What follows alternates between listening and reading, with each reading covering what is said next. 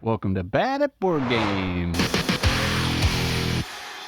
My name's Brad Blake, and I'm bad at board games, so you don't have to be.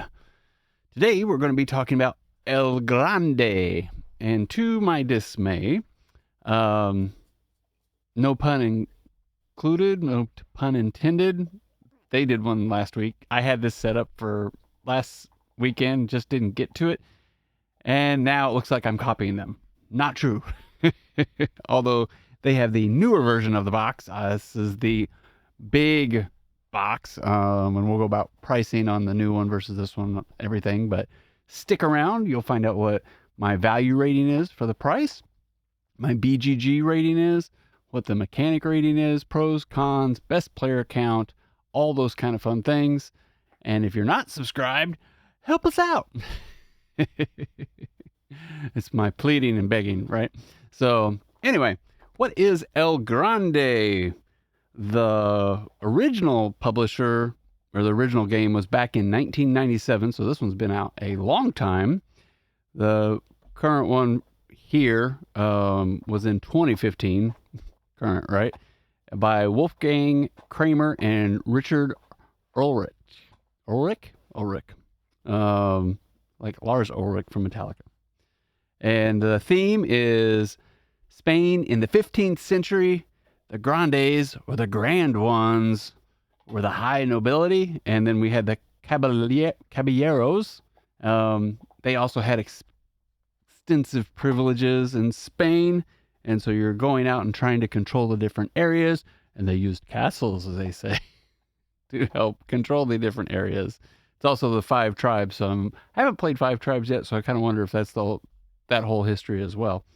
So the mechanics, we have area majority influence, and this is not area control because you actually get to leave your pieces out on the board. Area control kind of like is a war where you move into an area and then you kind of remove others. This one is you get to, most of the time, you're leaving your pieces out on the board. And so if you have 5 and your opponent has 6, if you add 2 more of your pieces to that area, now you have area majority or area influence. And so that's how you're scoring points. So it's a little bit easier to manage and manipulate and see and play long term. You're going to have hand management. So every player has initiative cards 1 through 13. And based on, if you pick 13, you're going to go first. If you pick 1, you're going to go last. But there's reasons you're going to want to do that as well. And then we have that's the hand management. Open drafting.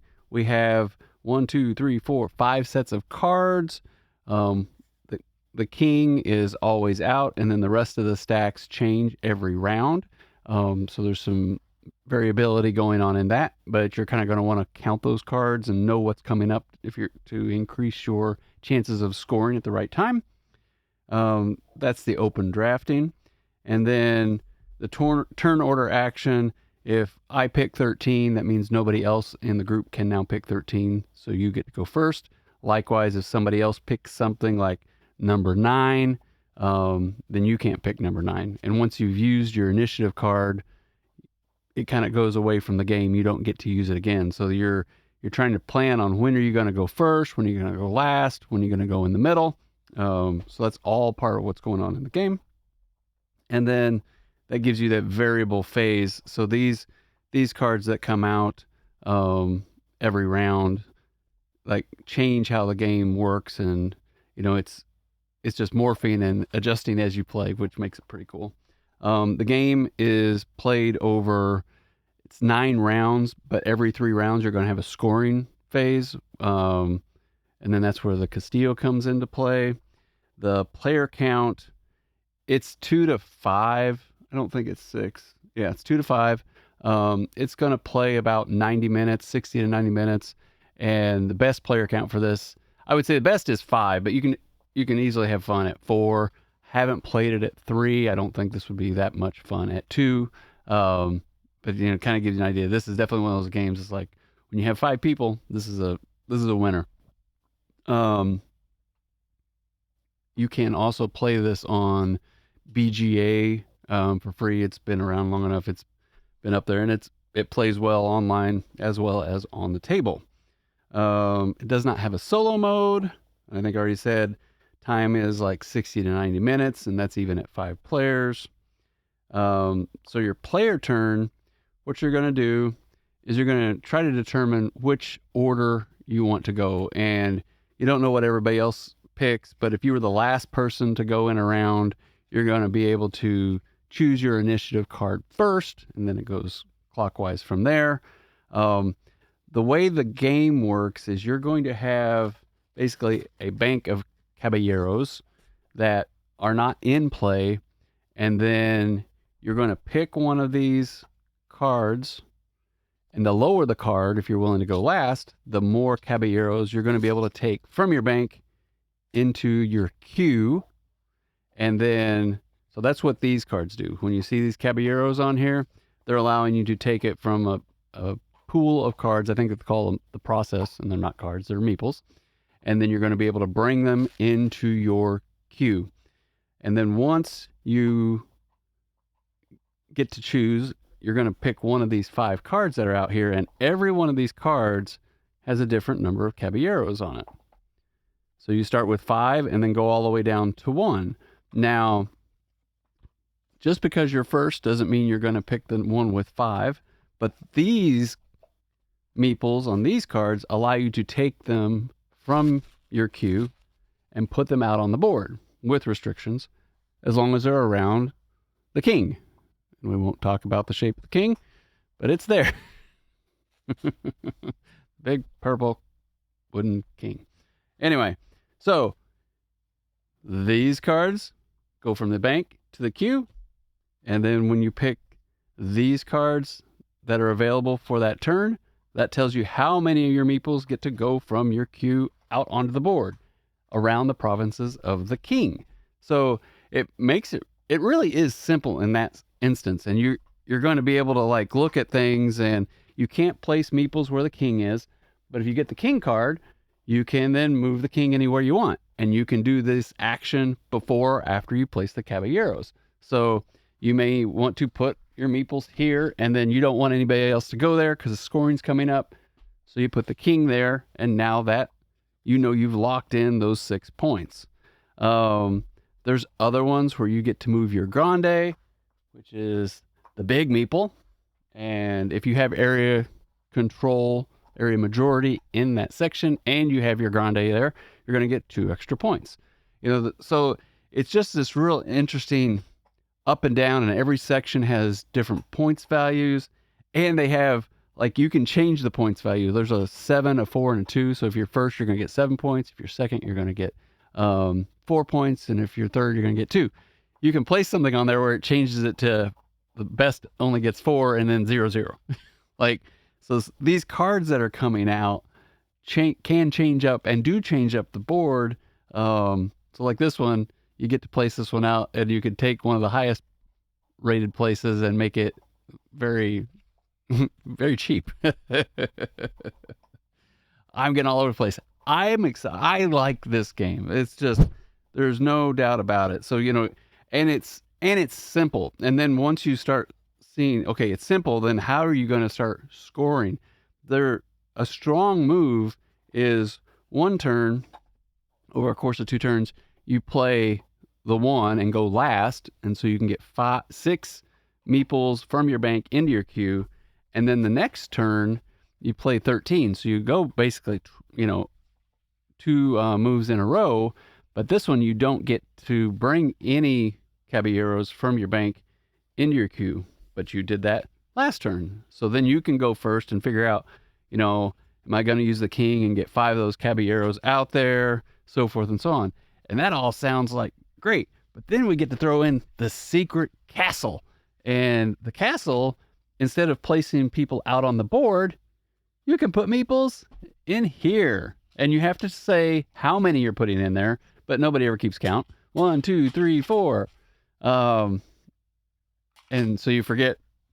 If you're really competitive, you're counting meeples and you're counting the cards and all that kind of stuff. But if you're just having fun, you put some in there.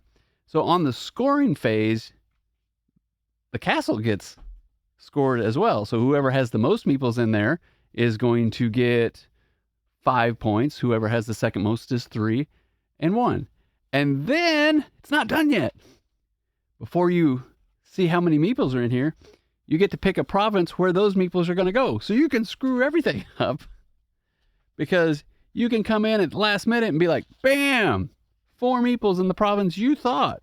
But everybody gets to do that, right? So you're trying to figure out if you had meeples in here or if you didn't, you may be like, oh, crap, you could have lost out on points here, but then you also lost out on points because those meeples go to a province out on the board. It ends up being really cool. And like at the end of the game, you got to remember that too. You're like, you got everything set up. You forgot to put caballeros in here. And then somebody swoops in and takes your 6 points or something like that.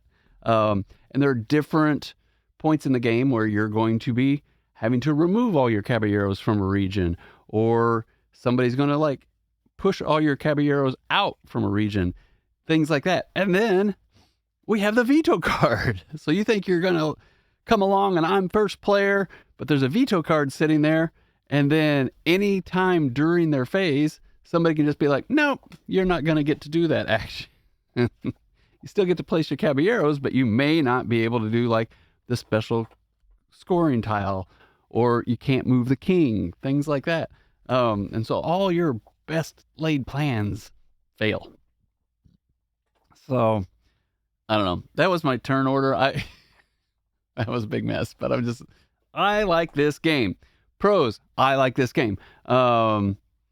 It's easy to learn. Like just breaking it out into these cards allow me to go from the bank to the queue, and then the card I pick that's out there allows me to take that many caballeros, if I have enough, and place them out on the board. And they have to be around wherever this big thing is. So that's it. That's the game. And then, you start to figure all this out. And so you can learn quickly. And then it's kind of another one of these, like, easy to learn, hard to master kind of games. It doesn't feel cutthroat, but at the same time, you need to think about how am I going to make sure the person that's in the lead doesn't just scream off with the lead, right? The group has to kind of mitigate whatever the person that's trying to scream away from you is doing. If you just try to play your own little game, you'll end up with 50 points, while the winner and the first 2 people are going to have over 100 points. Yet everybody kind of has to play cohesively and kind of like be like, oh no, I can't let that person just like scream away with things. But it doesn't feel cutthroat at the same time, which is, I think, pretty cool. So those, easy to learn, hard to master, fun to play, doesn't play in a long time, doesn't take forever to play. Definitely some of the pros. I like the variability of it. I like the tension that, somebody may have a veto card. You may go last, and then, you always feel like you're going to get this crappy card where you can only play 1 meeple, and then you can only move a couple people out of regions. But it's still, it's just within like 1 and 2 meeples trying to get things. And sometimes somebody's like 5 ahead of, like they own an area and they're going to own that area for the rest of the game. But then you start moving other meeples that they have around there into that area so that they can't get them out. Things like that. So cons, I don't have a lot of cons. I think that a con could be, this isn't going to be a 2-player game. It's probably not even all that much fun at 3. I think you'll still enjoy it, but it really sings absolutely at 5, and 4, it plays just fine. But it's cool to see all the things going on. So I don't really have a lot of cons with it. It's been around forever, all things considered. And what is it, 30 years, something like that? Keeps getting reprinted. Big box. I haven't even played the expansions in this big box. It's just fun base game. Like, you don't need to spend the money to get all these extra things. I just don't really think you need it. The weight rating, BGG says it's 297. So let's just say it's a 3. I think this is like a 275. This is not hard to learn. I kind of like base weight ratings on like, how hard is it to learn and just play. Now, you may not win, but that's like every game. But but just to sit down and play this game is easy. It's just, I think it's a 2.75, could be even a 2.5, but the complexity and the things that you get to do within that is just amazing. Value rating, you can get the reprint of this that just came out a little bit ago for $35 to $40. My value rate, like if this were $100, I would say it was a value of 1 for the experience that you're getting. If it were $10, I'd say, it was a value of 5. But for $35 to $40, I'm still saying it's a value of 5. This is a great game. This is a classic. This doesn't go out of style. You're going to be able to pull this off anytime and be like, oh, I remember why this is such a good game. This is just a great, for that price. How many games can you get for $35? You can't get Castles of Burgundy for $35.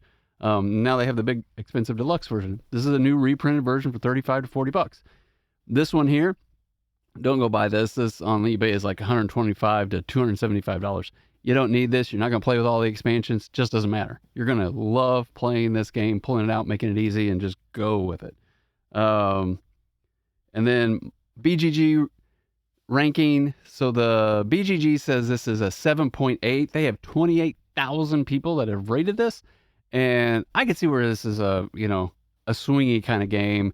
They don't enjoy it, or you don't really understand how to get more points, but the group kind of has to watch who's trying to run away with the game, right? And mitigate that, and really looking at this. So it's tactical and strategic at the same time, which I really enjoy, especially the strategic side of it. But my rating on this, I think this is a 9.